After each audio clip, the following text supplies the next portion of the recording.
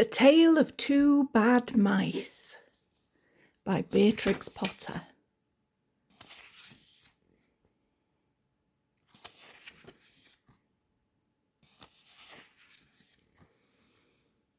Once upon a time, there was a very beautiful doll's house. It was red brick with white windows, and it had real muslin curtains, and a front door and a chimney. It belonged to two dolls called Lucinda and Jane. At least it belonged to Lucinda, but she never ordered meals. Jane was the cook, but she never did any cooking because the dinner had been bought ready-made in a box full of shavings. There were 2 lobsters and a ham, a fish, a pudding and some pears and oranges. They would not come off the plates, but they were extremely beautiful. One morning, Lucinda and Jane had gone out for a drive in the doll's perambulator. There was no one in the nursery, and it was very quiet. Presently there was a little scuffling, scratching noise in a corner near the fireplace, where there was a hole under the skirting board. Tom Thumb put out his head for a moment, and then popped it in again. Tom Thumb was a mouse. A minute afterwards, Hunca Munca, his wife, put her head out too, and when she saw that there was no one in the nursery, she ventured out on the oilcloth under the coal box. The doll's house stood at the other side of the fireplace. Tom Thumb and Hunca Munca went cautiously across the hearthrug. They pushed the front door. It was not fast. Tom Thumb and Hunca Munca went upstairs and peeped into the dining room. Then they squeaked with joy. Such a lovely dinner was laid upon the table. There were tin spoons and lead knives and forks and 2 dolly chairs, all so convenient. Tom Thumb set to work at once to carve the ham. It was a beautiful shiny yellow streaked with red. The knife crumpled up and hurt him. He put his fingers in his mouth. "It is not boiled enough. It is hard. You have a try, Hunca Munca." Hunca Munca stood up in her chair and chopped at the ham with another lead knife. "It's as hard as the hams of the cheesemongers," said Hunca Munca. The ham broke off the plate with a jerk and rolled under the table.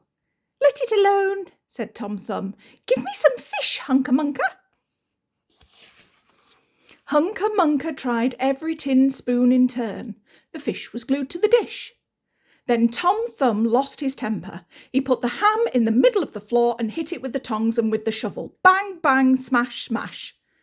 The ham flew all into pieces, for underneath the shiny paint it was made of nothing but plaster.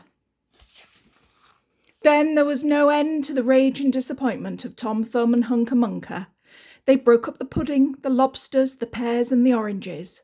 As the fish would not come off the plate, they put it into the red-hot crinkly paper fire in the kitchen, but it would not burn either. Tom Thumb went up the kitchen chimney and looked out at the top. There was no soot. While Tom Thumb was up the chimney, Hunca Munca had another disappointment. She found some tiny canisters upon the dresser labelled rice, coffee, sago.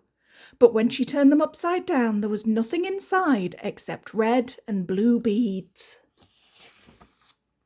Then those mice set to work to do all the mischief they could, especially Tom Thumb.